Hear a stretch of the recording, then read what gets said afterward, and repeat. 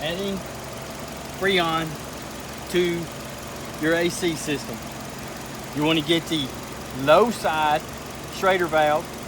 This is the high side, this is the low side. The caps are labeled L and H.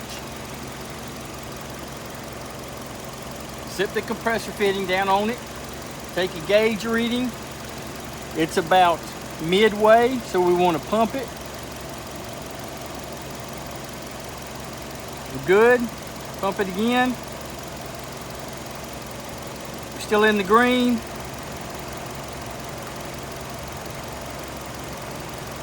Pump it again.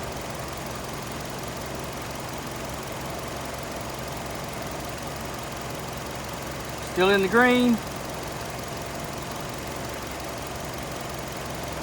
We're gonna stay right. The air conditioner compressor just kicked on, so it's circulating now. Good. We're good right there.